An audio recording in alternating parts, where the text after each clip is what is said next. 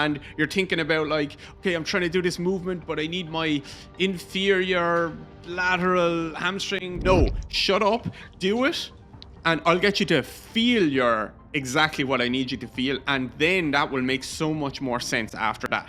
I would go to an entrepreneur. I would go and talk to someone who has, I look outside and it's a guy that has a grass cutting business. I would talk to him before I would go to talk to someone in a university about business any day of the week. You can only connect the dots looking backwards. Exactly, that's the phrase I wanted, yeah. If you have 2 clients and you want to get to 40 clients or 100 clients, do things that don't scale. Maybe in MENA region and in Egypt especially, we're like 10 to 20 years behind. Maybe the gap is not that big. It's not as big as you say. Every single culture, every single country that I go to always thinks that they're way behind everyone else. But if someone is with a business background is listening, oh, this guy doesn't know anything, or he's like, he's brilliant. I don't know, there is nothing in between. I don't know either. Do, feel, learn. In that way, in that order. Yeah. A little bit of knowledge, you're so confident you know everything, you can fix everything. You know 10 exercises and you're going to fix everyone in the world. Dangerous place to be.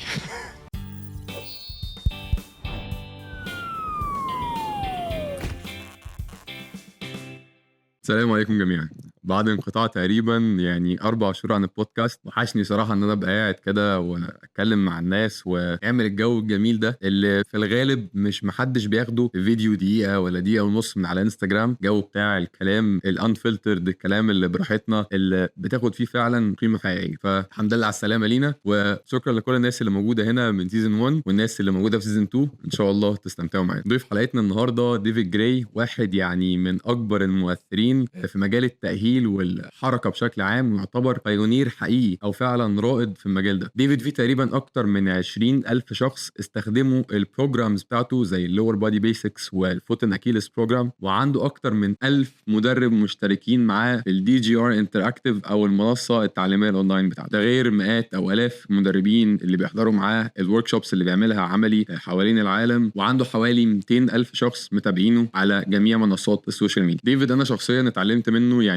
حاجات كتير. بالنسبة لي شخص مش بس اتعلمت منه في التأهيل وفي الحركة وازاي تشوف الحاجة احسن وازاي تصلح المشاكل الحركية اللي عند الناس، اتعلمت منه حاجات في البيزنس، اتعلمت منه حاجات في الماركتينج. فاتمنى ان الحلقة دي زي ما انا قدرت استفيد واتعلم من ديفيد، ان شاء الله انتوا كمان تقدروا تستفيدوا وتتعلموا. احنا ناقشنا في الحلقة دي اسئلة مهمة صراحة، زي هو مين اصلا المفروض يتعامل مع الاصابات؟ هل هو مدرب ولا هو دكتور العلاج الطبيعي؟ واتكلمنا عن مستقبل المجال بتاع التأهيل، السنين اللي جاية، والفرق ما بين مصر والوطن العربي بشكل عام وبره، والدنيا ماشيه ازاي، الفروقات ما بيننا، وازاي نلحقهم لو احنا فعلا متاخرين. فدي صراحه حلقه فريده من نوعها، ودي اول تجربه ليا ان انا اعمل بودكاست بالانجلش، فهتلاقوا الترجمه ان شاء الله في كل الفيديو. واتمنى تستمتعوا بالحلقه ان شاء الله زي ما انا استمتعت. وما تنسوش تكتبوا لنا كومنت تحت تقولوا لنا رايكم في الحلقه.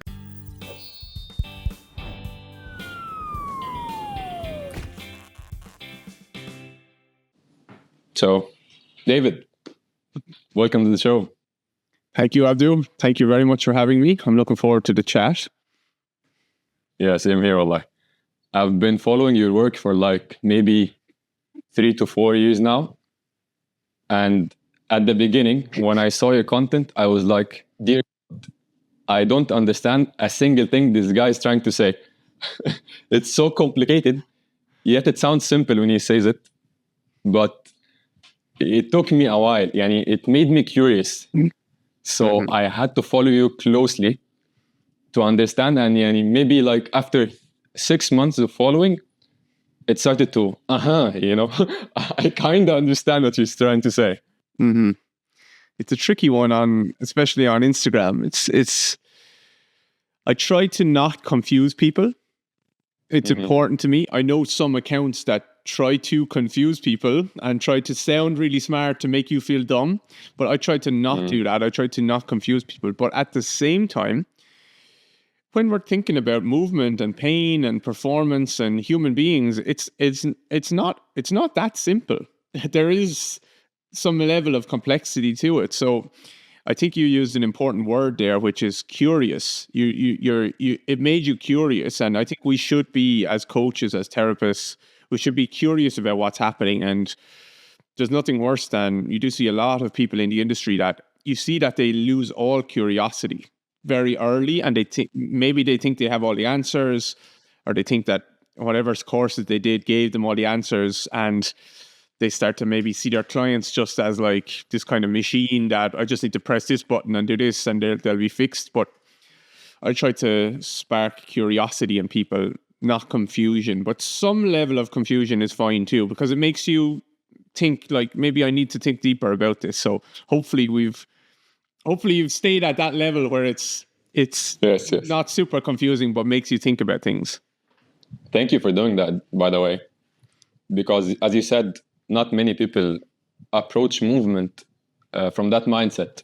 People are like, if they know something, they want to show off that they have that cool info, and they try to sound, as you said, complex about the topic. And it can be, there is a saying, you don't fully understand a topic or something unless you can really make it simple for a 5 or 6 year old.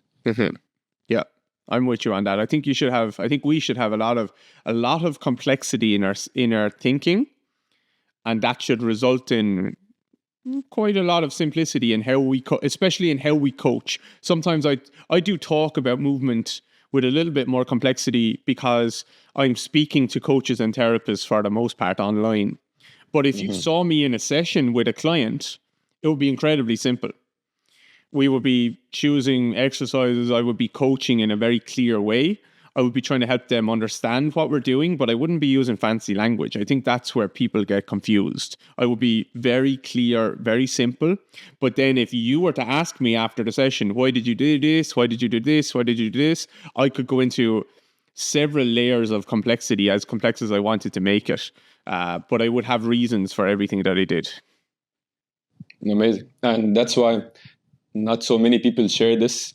So people don't know. They only know what they see. They see you talking about pronation, the calcaneus is everted in a way, and they're like, the lingo with the client is really off. Mm-hmm. So as I said, I've known you for a while, but people who are listening, they're gonna listen to me introducing you even further.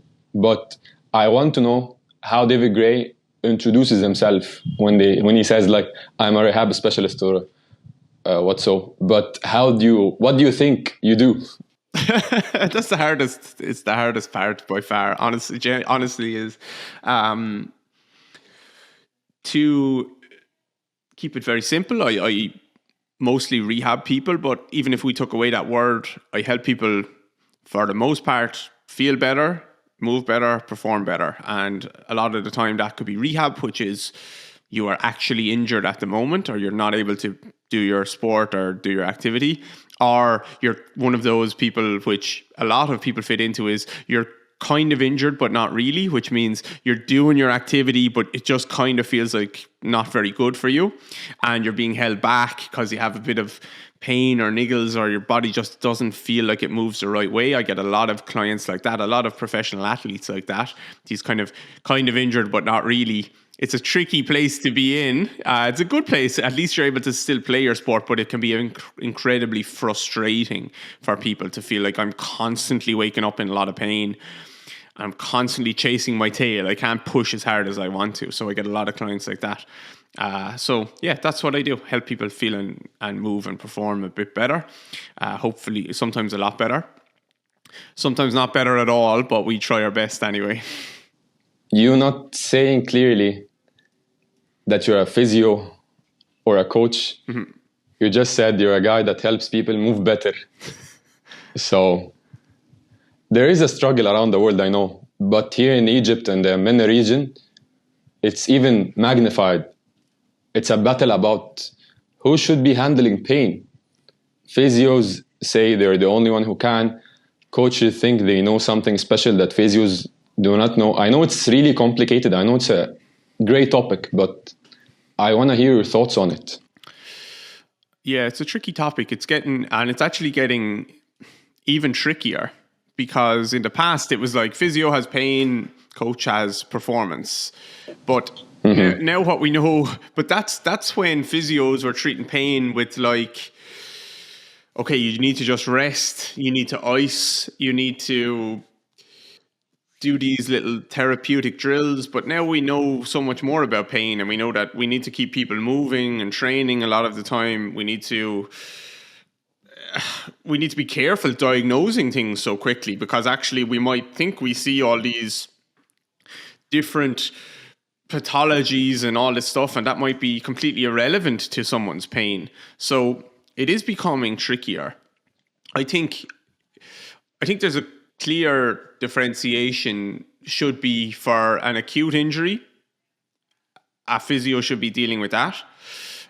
Someone just broke their leg, their ankle, tore their hamstring. I think a physio should be dealing with that and should be providing a diagnosis if that is relevant. I think a coach should not be doing that, shouldn't be diagnosing, and probably shouldn't be doing very early stage rehab either. That someone just came out of a surgery and I'm just going to do like your rehab for the first week. After that, I think it's pretty fair game, which is there's no clear injury.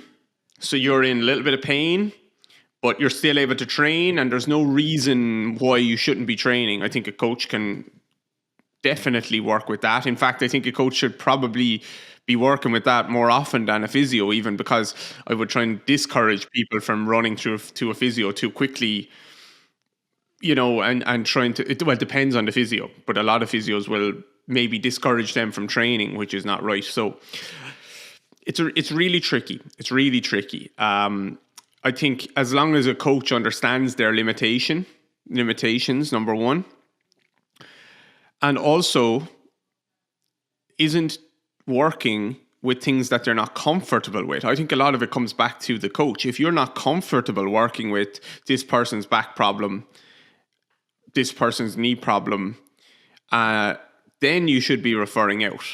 But if you have some level of comfort and respect for it, and maybe you have a good network where you can ask people, but also you just want to keep training the client, and the client wants to keep training and it feels relevant, then I think they should have no problem doing that. So I don't have a good answer here. You'll hear me. It's amazing answer. Circles, to be honest. This is exactly what I had in mind. You just made it clearer. Physios, you know, old school physios. I've had physios on this show before, and they were almost saying what you're saying right now. You know, old school physios, when you said they just make people rest and ice it and that's it. That's old school physio. Without giving blame to the old school guys, but that's reality. So I think at this stage of rehab and this era of rehab, we need coaches that understand pain and movement, and we need physios who understand how not to just give clamshells for glutes and that's it. They have to know how to train. And they must be educated a bit more on exercise science, or just that's just how I think. Yeah, I agree. I think the worlds are colliding. I think the physio world is starting to move more towards the S&C, where there's a lot more training involved and progressive overload and just good strength and conditioning principles. It shouldn't be just that. And then the training world is starting to move a little bit more towards that as well. And then there's this whole communication layer and placebo and nocebo and pain science layer. But I think no matter who you are as a coach, therapist, physio, you should have an understanding of a lot of that. Because if you just leave the pain science stuff to the physios, then actually it's a massive disservice to your clients, I think, because if your client, you're in the gym with them and they say, oh, my back is a little bit tight today, and you're just a coach who wants to do exercises with them, and you say, oh, that could mean you have a bulging disc, then, you know, it's very easy to say something silly like that, or that, oh, just make sure you never bend your back, or, you know, these are silly things that people say. And what ends up happening is this means that someone is much more likely to actually think about the pain that they have and analyze it and maybe be in pain for much longer and intensify the pain. So these are just important topics that everyone needs to understand, but to different levels. I'm not expecting a physio to be as good as the best S&C coach at strength and conditioning, and I'm not expecting the best S&C coach to be as good as the best physio at working with people in pain. But you have to have an understanding of all of these things to some level. I think this statement needs a standing ovation. So, spot on.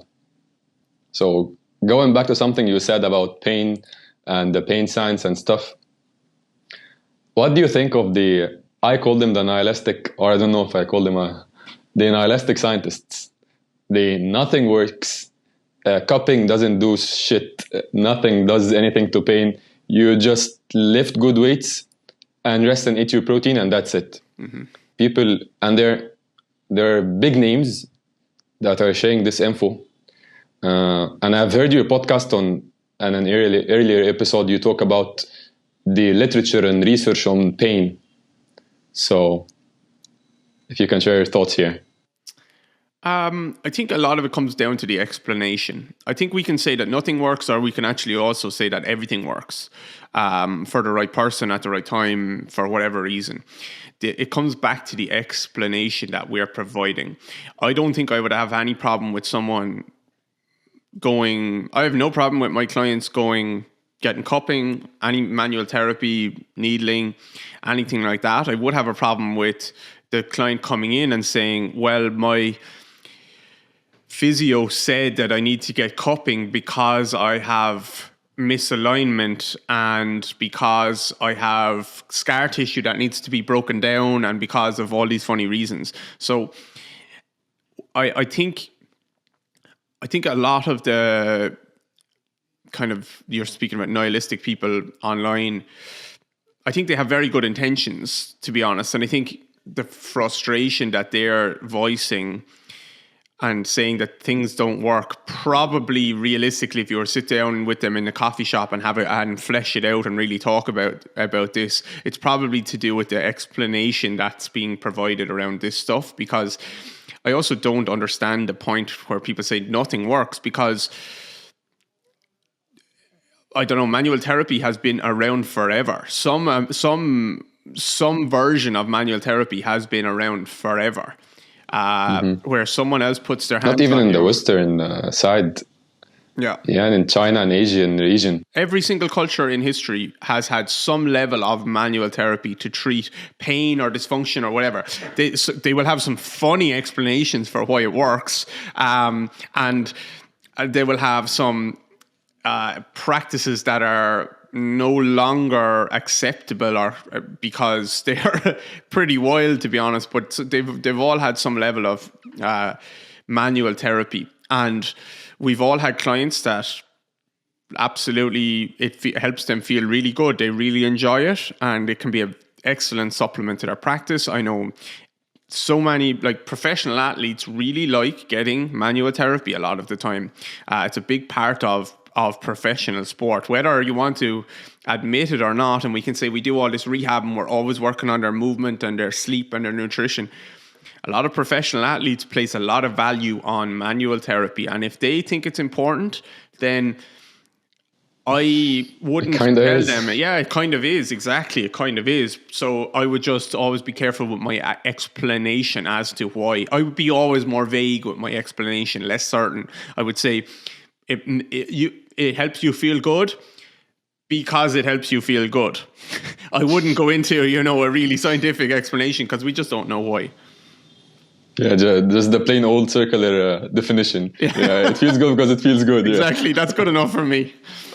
Yeah, I was gonna go to the manual therapy point, but you just mentioned it. The manual therapy is really a big part, and when you go back, maybe in MENA region and in Egypt especially, we're 10 to 20 years behind you guys. So here it's a really big thing. So I don't think you will, in the percentile of physios who do manual therapy is 95% or something. Mm-hmm. So I don't know if it's the same ratio here in Ireland or in America, or I would say so. Still? I would say so. Yeah, I would. Yeah, maybe the gap is not that big. It's not as big as you say. Every single culture, every single country that I go to always thinks that they're way behind everyone else. Because I think I know why. because that's why it gives me pleasure to have you on this podcast, because out there they have people like you that can pioneer the field and give them a new perspective. Here, we're still trying to do that. Mm-hmm. I think that's the big mistake, because not the mistake, and that's the missing part. We don't have pioneers here. So that's what I'm trying to do, and many other physios and coaches that I really they really inspire me. That we're trying to do here. Yeah, it's really important. It's you shouldn't have a nihilistic view to social media either. It's really important. It's if you can. What for with us, for example, I get messages literally every single day of the week, maybe sometimes dozens of messages a week from coaches and therapists that say how they following us and stuff. And I don't mean this in an egotistical way or anything like that, but it has opened their eyes and changed how they work. And I never say that we're right about everything or anything, but I'm just taking their experience, that how they work has changed with clients. They enjoy their work with clients more. Their clients enjoy working with them more. They get better results. They make more money, and they elevate their field because their peers see that as well. And all of that started with me just posting stuff on Instagram. Like, here's what I did with a client today. I had no idea it would get to there. And it's not just me. There's loads of people doing great work, much better than me. But I think you're right. You need to have like standard bearers and people that can look up to you and say, like, this is how we do things. This is how we're not amazing. We're not perfect, but we're trying to do things better all of the time. And that is important for your culture, for our culture, anyone can look at someone in America and see, oh, that looks great, but I don't think we can do that here. You can do it there, but you need your own. People need someone in their own situation that they can look to that's doing great work. So that is really important, I think. Yeah, thank you for that. So going back to the old physio days. So I don't think it's a tricky question. I think you kind of know the answer to this. It's in the literature, but I want to hear your thoughts. What do you think about the passive modalities of physiotherapy, like the TENS therapy, light therapy, and stuff like this? What do you think works, and how can we implement these modalities? Good question. I don't really use any of that stuff. But that doesn't mean that I don't think it can't be helpful. But I don't use it for a simple reason, that I'm interested in predictable, repeatable results. And those are two key words in my practice: predictable, repeatable. And there's a third one, which is residual, things that last. Predictable, repeatable, residual. But I'll stick with predictable, repeatable for now. Predictable and repeatable are two important words for us for a few reasons. One reason is predictable means if you do this leg extension and you keep doing this leg extension, your quad is going to get stronger. If we do it in this certain way, that's predictable. And it's pretty much predictable for everyone in the world. I'm not saying you do the leg extension, your quad gets stronger, and that means your knee pain goes away. That might happen, but at least I can predict you do the leg extension, your quad gets stronger. Repeatable means here you can do this on your own, and I can also, I can show you something that we can do together, but you can also go and do it on your own. Might not be a leg extension, maybe you don't have one at home, but maybe you have a gym that you can go to. Or maybe here's another quad exercise that we can do instead of a leg extension. So it's repeatable. It's also repeatable across the world, not just, okay, you need to rely on me. You can repeat this yourself, and this person can, and that person can, and anyone can do it. Those are two things that are predictable and repeatable. A lot of these other therapies that you're discussing, they're not predictable. To be honest, I have no idea what's going to happen when we do it. Like, will that help you feel better or not? Will it? I don't know. It doesn't mean there's not a right time to use it, but it's not very predictable. it's also not repeatable. You always are going to have to go to me or your therapist or whatever for the most part, to get to do these things. And it's not residual. Residual is the final one, which is I like treatments that have some element of residual to them. Now, nothing is residual on its own. You do one leg extension session, it doesn't matter.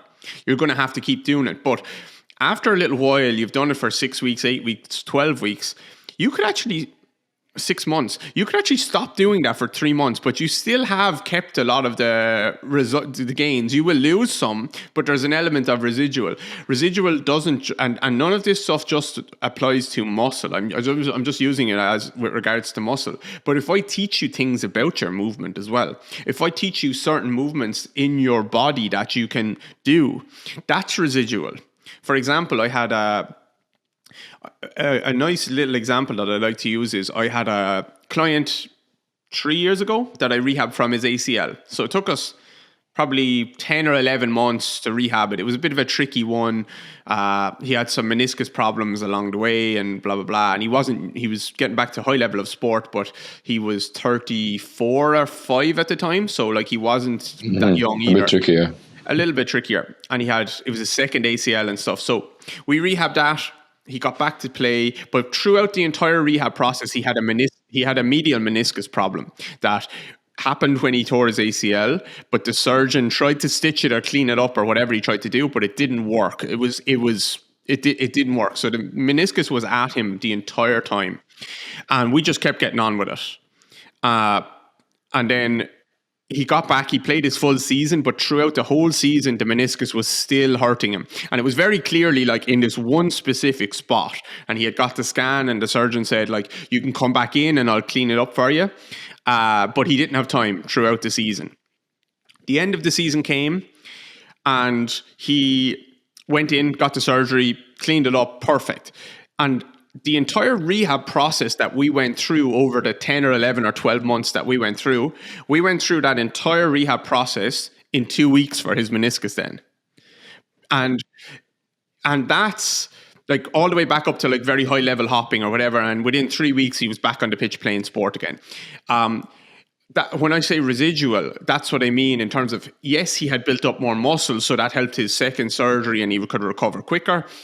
But also residual in terms of he knew exactly all the things that I wanted him to do. He understood. He could have rehabbed himself, no problem. That's what happens all the time. And the skills and the coordination was still in his body, even though the joint wasn't capable of doing what he needed to do on day 1 or day 2 or day 3. As that joint was improving, the coordination was still there. So that's why I like residual as well. It sticks around. You learn things, you don't forget them. Whereas other treatments can be helpful, but unless they tick those 3 boxes, I'm not as interested. That's an amazing answer. Thank you. I probably didn't actually answer the question, but I went around it in a different way. So I avoided your question. The circular definition again. No. That was the machine stuff. The passive modalities are like, they can do stuff. I think some of it you can do on your own, as you just said. You don't need them because you can do this. You can provide similar outcome. I think that's the thing. So, speaking about rehab and physios, what do you think is the biggest issue or one of the biggest issues you face or you see in the rehab world?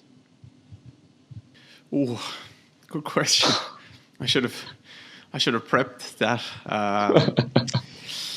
The biggest issues I see in the rehab world. There's an overarching answer to everything. I could pick out one thing here and there, but it's just a lack of critical thinking. People aren't taught how to think. They're not using their brains. They're going from one system to the next.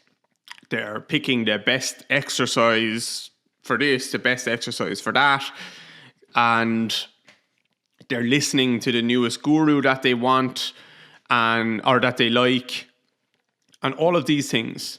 But all of that comes back to a lack of critical thinking, which is just sit back and analyze yourself as a person, your view of the world, how you view people, how you view life, how you view yourself, and thinking, and just like how you view life. And we don't do that particularly well. We're not taught to do that particularly well. And we're just looking for the answer to, like, someone else. Outsource your thinking to someone else. Outsource your thinking to this research paper, which is a good thing. Outsource your thinking to the guru. Outsource your thinking to another physio that is louder than you, or another coach. I like to try and help people develop critical thinking skills. And I think that's very clearly, to me, the biggest problem in this industry, and probably most industries, to be honest, is just we need more people that are being comfortable with some level of discomfort to say, we don't actually know the answer here, but we can try and think it through. To me, that's the very obvious issue. Yeah, the same thing that Mike Boyle and Simon Sinek keep repeating: find your why, and thinking about stuff, not just repeating exercises and repeating just the same voice, the same idea in a different voice. Mm-hmm. So what do you think, or how do you think people can develop the critical thinking part? I don't know. Because I think I spoke about this on a podcast, on one of my podcasts or someone else's podcast recently. I've lost track of what I've said, where, when, if I've said it. If I just was talking to myself one day, I don't know if it's out there or not. But because it probably starts at home as a child. This is a tricky thing. Oh wow, you're going way back. But it does. Like if your parents never asked you questions, they always just told you the answer, or it probably starts to, it actually goes back to a lot of curiosity as well. This is what we spoke about earlier. You have to be curious about things. If you're not curious, then you're not going to think about it, because you don't care. It doesn't matter. It's just, I'm just going to do this, whatever with client, or this person said it should be 3 sets of glute clam, hip flexor stretch, and then whatever. And I'm just going to do this with my granny and also a professional athlete. Like, what the hell? So I think it starts in childhood, learning to be curious, but I can't help with that. I think it starts in college or university, and I can't help with that. And then I think that it's a major part of it comes into who you are mentored by or who you look up to in the industry. We can help with that. Like we're saying, you need to be someone that can put yourself out there and speak about these things so people listen and they understand them a little bit better and develop that curiosity. So we can help with that. But it is tricky if they haven't developed it in earlier years, I think. So curiosity, having a good mentor, and some of that honestly can be luck. You could get your first job out of strength and conditioning school or physio school or whatever. You could walk into a clinic, and the owner of the clinic is a physio who is amazing. They treat you really well. They challenge you in the right way. They put as much emphasis on training and working and educating their clients as they do on you, or more emphasis on training you than their clients, which is, in our team, the physios and coaches that work for me, I put more emphasis on training them than I do my clients. It's more important. I have to make sure that they're trained correctly, rather than just like, right, here's 10 clients, off you go, figure it out. There is an element of that as well. I need them to go and figure it out, but we have to have conversations around, why did you do this? Why did you do that? Why do you think I did this with that client? Let's ask why. So yeah, you could be just lucky, or you could be really unlucky. You walk into the wrong clinic, you get a job there, you're working, and your boss is an asshole. The other staff are not very nice. And maybe you actually think this is how it should be done, because you're a product of your environment. If you're in an environment that doesn't have people who actually think and are curious and are good people, you're probably going to develop that in the exact same way. So I can't help all the other stuff, but we can help people. We can help people try and find the right people. So it all comes back to who you're modeling and who you're looking up to, or who you're surrounding yourself with and who you're learning from. That's the number one way, I think.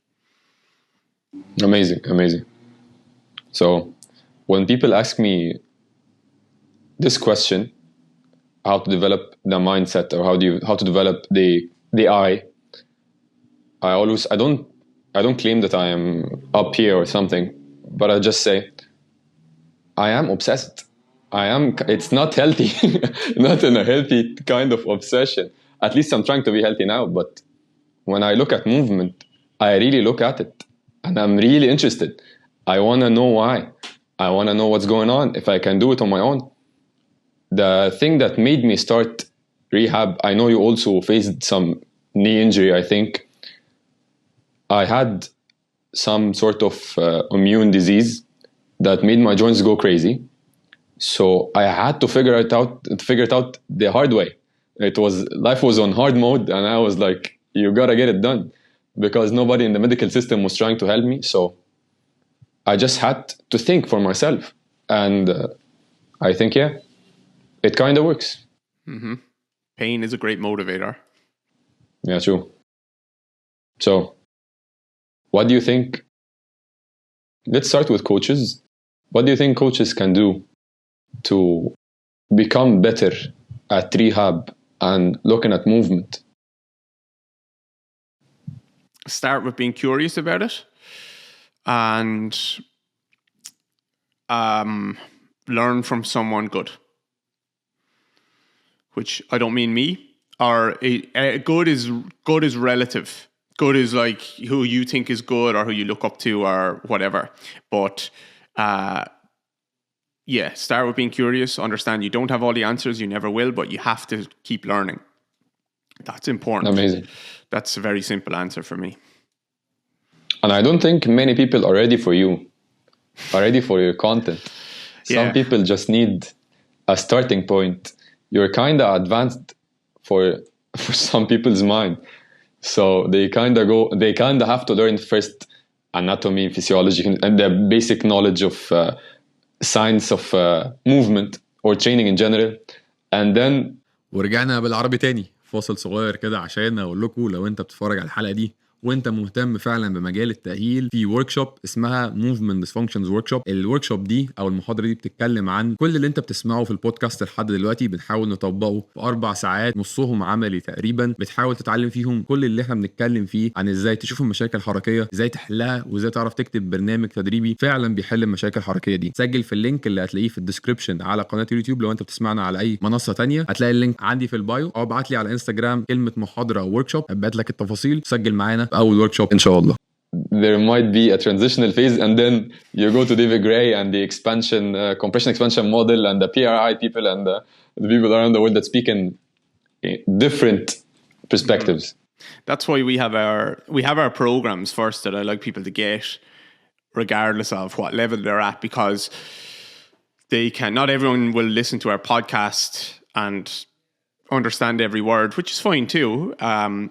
But I try and make it clear. But everyone can start with a program and feel things, and like just I've written the programs in the way here's how I would coach a client, so like just do this, lift your foot, blah blah blah. It's not that, it shouldn't be that complicated, but everyone can feel that. And even if they need to then like just copy how I coach that but use it with their own client, like that's a really good starting point. I'm not trying to sell a program here, by the way, but that's a good starting point. It's just like, this is how you just feel some things in your own body, and then we can talk about layer on some explanations as why we do it that way versus why we do it a different way.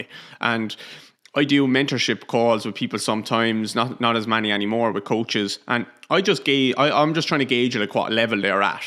And I do think I try and have a good way to just like, I think I'm good at reading people, and I just try and have my explanation at the level that they're ready for. But you're right, you have to find a level that, like I was at a course before. How do I explain this?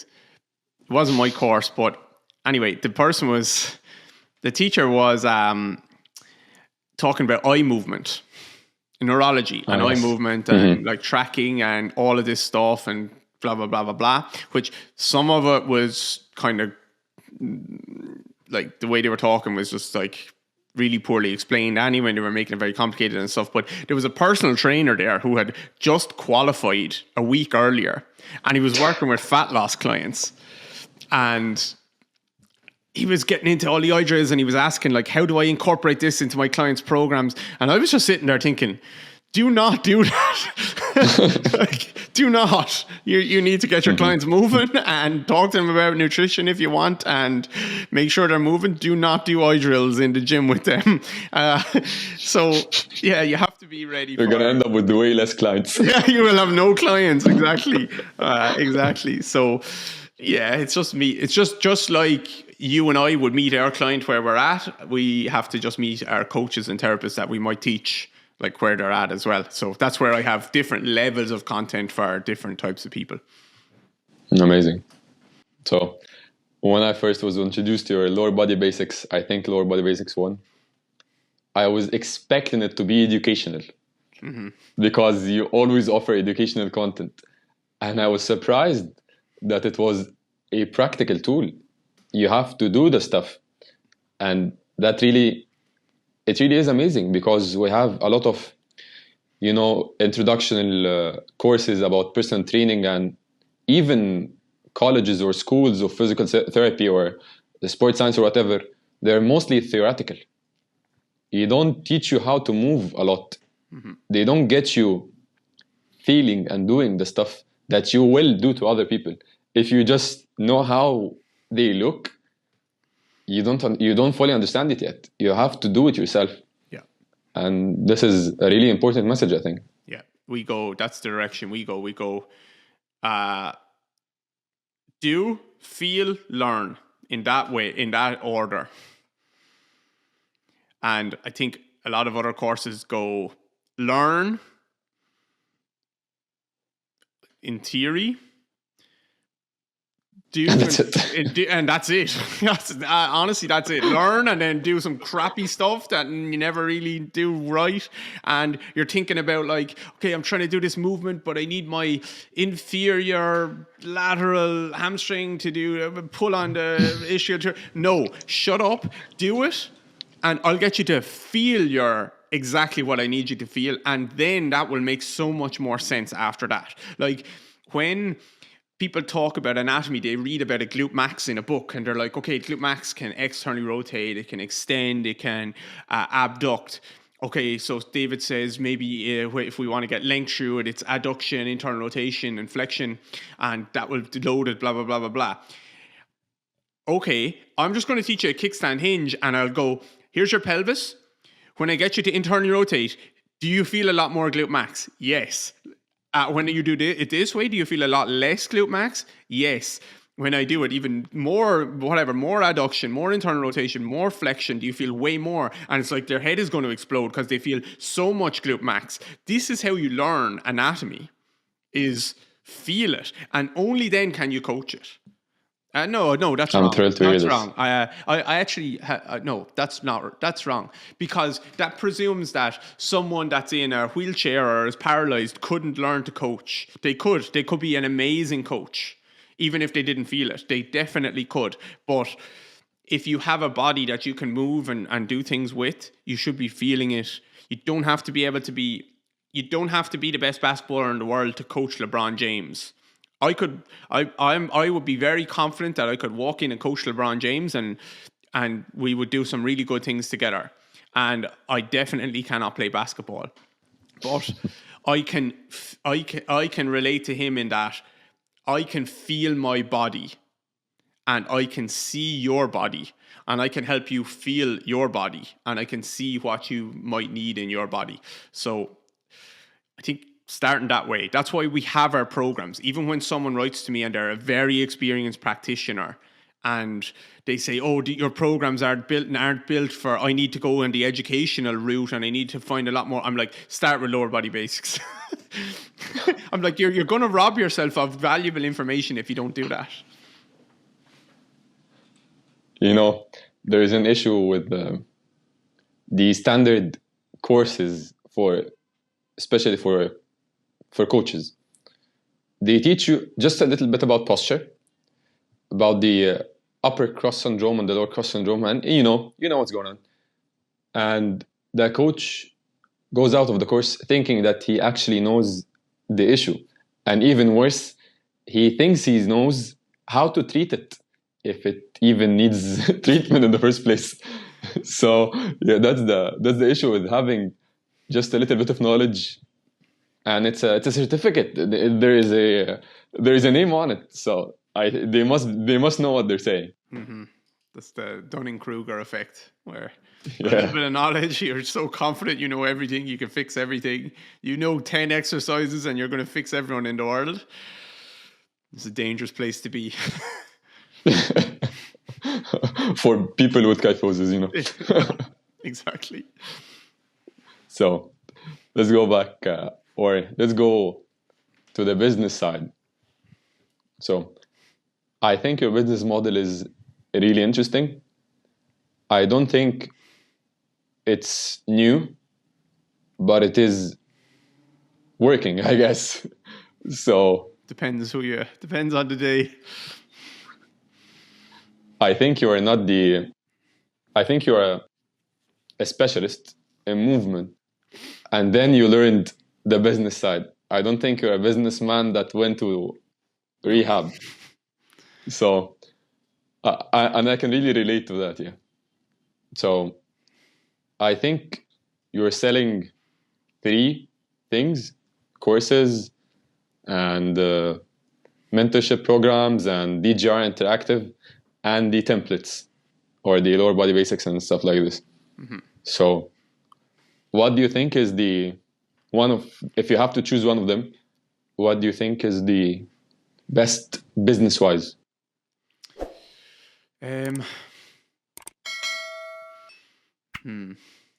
That's like asking what's the best exercise. I don't know, because everything feeds everything else. They all rely on each other, kind of. So I'll just break down where they fit in. It might be more useful to where they fit into our business model, so that someone might be able to say, okay, that is actually useful for my business versus this is useful for someone else's business. So, and a little bit of our journey, I guess, online especially. So I started with in person, like everyone else, seeing clients in person. Started posting some stuff on Instagram, got some questions. Can you do this online? I said yes, even though I didn't know how, but I did it. And I was able to do it online. Guess what? Because we could coach movement. It's not that hard. It's not that different, to be honest. Sometimes better results online. We then filled up I keep saying we, it's we now, but I filled up my calendar with clients online and in person. Ended up releasing a program which was lower body basics first during COVID, first few months of COVID, because I couldn't take on more clients and I wanted to make more money. Just with scale becomes a problem at some stage. So my first thing that I do say to people is who are trying to build up an online presence and they're figuring out what they should sell. I think you should sell one-to-one coaching to begin with. If you're being an online coach, one-to-one coaching, fill up your books on that. That offers you proof that 1, people want to work with you. 2, that what you do actually works online. And from there, then you can start to think about, okay, how do I scale this in different ways? You can scale it in one way, which is just hire a coach to work with you. And okay, now both of us do this. That's how I take on more clients. You can make more money by putting up your prices once you're full and blah, blah, blah. Or you can release a program or a product like we did. So we released lower body basics and then upper body basics, core basics, foot program. And now those are my first step instead of new clients. I don't really have space for new clients. And most of our coaches and therapists are mostly full anyway. So everyone starts with one of those programs for the most part. They're not always suitable, but for the most part, it's like, right, It would be so much better before you did one-to-one coaching with us if you did this program, because you would understand so much more about how we like to work, and maybe even it will sort out your problems without ever talking to us. So we have our programs there. We have our one-to-one coaching online and in person. And then we have, those are really our two offerings, to be honest, for clients, for people who want to move better. Those are our two offerings. You either buy a program and do one-to-one coaching, or you just buy a program, or you just do one-to-one coaching. But most people go one, then two. Those are our two offerings. Then we have the educational side, which is up here, is workshops. So in-person weekend workshops. We also have DGR Interactive, which is our membership site for coaches and therapists. So we have about 1,000 coaches and therapists in there now. Wow. And then we have, coming soon, we'll have our mentorship program, which is like a 12-week coach and therapist education. Like, here's everything we do in a very structured way over the next 12 weeks. We'll teach you everything. So I can't choose one, because I wouldn't be able to get anyone to buy the 12-week thing if they didn't first do maybe one of the programs. And they won't do one of the programs unless they have first watched some of our just organic Instagram content. And they won't come to a workshop unless they've bought a program, watched the organic content, and probably listened to a podcast as well. So you'll hear a lot of people talking about a marketing funnel online, like people go from here to here to here to here. We do have funnels within our business, but I think about it more as a wheel. It's a marketing wheel. And our content is like our organic content, our ads, our podcast, our guest podcast where I'm on with people like you, our newsletter, our email marketing, all this stuff. Like, it's all one big wheel, and everything on a wheel. If one thing breaks on the wheel, everything breaks. Because it's just going to go round nice and smooth, and then doof. So we need everything on the wheel to be working quite nicely. That might sound overwhelming for people listening in the beginning, but it shouldn't be overwhelming. Just like you're coaching a client, or just like you're doing anything with yourself, you just need to start with the first thing. What's the first thing? And this is where critical thinking is important, because you can make mistakes, definitely, it's fine, but you want to try and identify what is the biggest constraint in my business right now. Or even if you don't have a business, like you're just you can still say a business. What is the biggest constraint that's holding me back right now? That's what I think about with my clients. I look at a client, I'm like, there's 100 things that we could do together. But right now, there's one thing that's the one biggest thing that's holding you back, or the two biggest things. So when you look at your business and you're thinking about that, what is the constraint? Is it your organic content?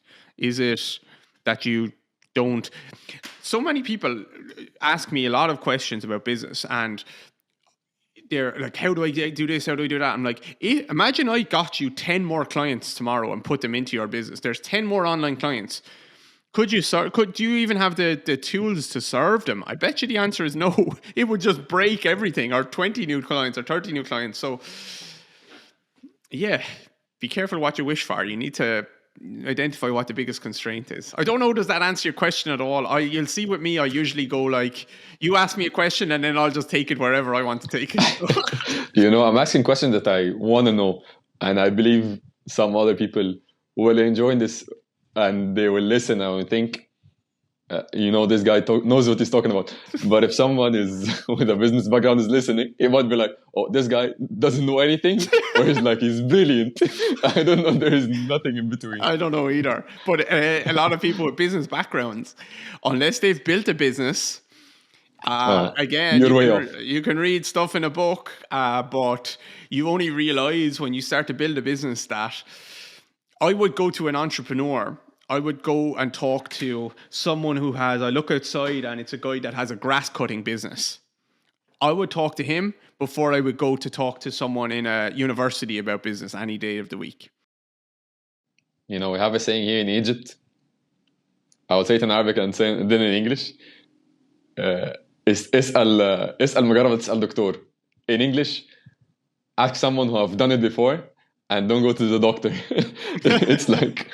yeah, exactly. It's an Egyptian saying. I don't know the origin of it, but I think it correlates what we're saying. I think so too. So does that answer your business? Experience. Sorry, go ahead. Sorry. Go ahead. I've had the same experience as you, I guess, because now I have sort of a big following, but I'm actually a bit doing like you're doing right now, but it's really gradually. I only started to think in business and scaling once I reached my max. Yeah. If I didn't reach my max, there is no motive for me to go for the 1,000 client online. I'm only handling like 20, 30 clients on offline, and that's it. Mm-hmm. So I guess what you're saying is not overwhelming at all, because it didn't happen in 2 weeks. Mm-hmm. It happened, the wheel wasn't created a wheel. It was actually a piece by piece. At a time. Yeah, one at a time. Yeah. It was not, it's not linear. Mm-hmm. It's not, no, it's not in parallel. It's a bit one after one. It's cobbled together. That's what any business, including Meta with Mark Zuckerberg. Everyone looks a genius looking back. It's like, I can tell you now, I'm here, and I can tell you about all these things that we did along the way. But if we went back here and looked at me building it along the way, it's like cobbled together along the way, like one thing just breaking after another and just figuring it out as we go along. Everyone can tell you a rehab plan, like, okay, here's the end of the ACL, and week 1 we did this, month 2 we did this. Mostly it's like, yes, I can see some kind of a journey, but it's cobbled together along the way because nothing is linear. You have to be able to adapt. Yeah, don't get me started on periodization, huh? Yeah, exactly. A plan is great. A plan is great. I always thought I'd love to be able to teach because I like teaching. But how we got to that stage, I don't know. It's just like the weirdest journey. You can only connect the dots looking backwards. Exactly. That's the phrase I wanted, yeah. So I think it all started with after you became a good practitioner, it all started with social media. And I've been following, I think, since COVID, maybe just a bit after you released the LBB. So how or what advice do you give to people that are starting in social media and they want to scale? Don't scale. Don't try and scale. Do things in the beginning that don't scale. That's what I say, actually. It's a funny one. If you're working with clients and you want to get to, if you have 2 clients and you want to get to 40 clients or 100 clients, do things that don't scale. Don't think about trying to create the perfect system so that when I have 100 clients, I'll be able to manage them all and do all this stuff. No, do things that don't scale. Go way over the top with your clients. Think about, if I only had 1 client, what would I do? Maybe I'd text them every day saying, how are you getting on today? Do you have any questions for me? I would just make sure it was the best service possible. So don't try and scale your social media. Just think about what you can do on that day to make good content that people will enjoy. That is how you scale, is by thinking about on a daily basis, what do you need to do? If you try and scale it, it's just, you're just thinking about creating something, but you're looking too big.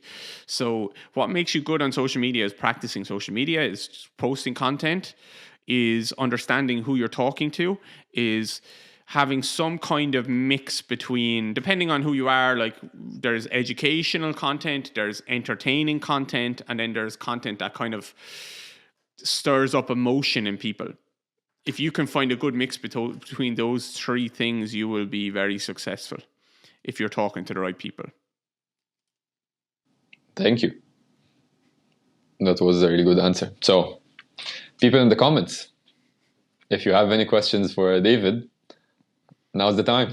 I keep saying comments. It's not comments. It's chat. Chat. You need to get used to being the PlayStation streamers and stuff. They're like, as chat. Everything is put in the chat. The Twitch people. Yeah, the Twitch people. Exactly. I don't think we probably won't get any questions or comments, but that's cool. No, we have. How many people are here? I think 9. It says for me, maybe including it says, us. No, Mohammed said hip mobility in 3 words. I don't know how to answer that question. Hip mobility in 3 words. Move your hips. I guess the principle of specificity, like move your hips. That's it. Any mobility. Are you moving the joint? That's where I will go very simple with that. No, amazing. And in 3 words. That was a really hard mobility in 3 words. Move your hips. Amazing. So, any other questions? Maybe in Arabic, if you find it hard to write in English, and I will just translate. I think you just covered everything. Maybe, or else the opposite. People are just like, that was so bad that I'm out here. No, I've been following your podcast for a while, and I know that you go with the answer to all over the place, but it's not in a messy way. Maybe a bit messy, but because you connect the dots in different areas, so you have to grab a lot of things in order to funnel it down to an answer. Yeah, I try and always come back to the answer, but yeah, you just could end up anywhere. To be honest, when I'm answering a question, I could end up anywhere. That's why I don't prep it. I just look. Okay, I'd say, okay, that's a good question. Maybe I'll answer that sometime. Put it in my notes, and then 10 minutes before because I actually don't have time to prep. Like 10 minutes before the podcast, I write down the questions that I want to answer today, and then I just start, and then I close the podcast, and I'm like, what the hell did I talk about? I really like the podcast and the advice that I gave you about posting more about the podcast. It's really amazing because it works for me. Yeah. So I think we're talking in a similar manner for similar people. So yeah, I really enjoyed it, and I wish more people can enjoy too. Yeah, it's good advice. Thank you. Thank you, David, for thank you, David, for being here today. Thank you for having me. I really enjoyed it. Really, really fun podcast. Really good talk. Good questions. And it looks like you're doing really good stuff. Oh, sorry. I thought I was going to get cut off there. It looks like you're doing really good stuff. So keep it going and keep being Thank you. Make sure that people aren't looking at America or Ireland or whatever. Make sure they're looking within your country and having people there to look up to. Thank you, David. If you come to Egypt anytime soon, you know who to call. Yep. Let's do it. Okay. See you soon. Thanks, guys. Bye-bye. Bye-bye.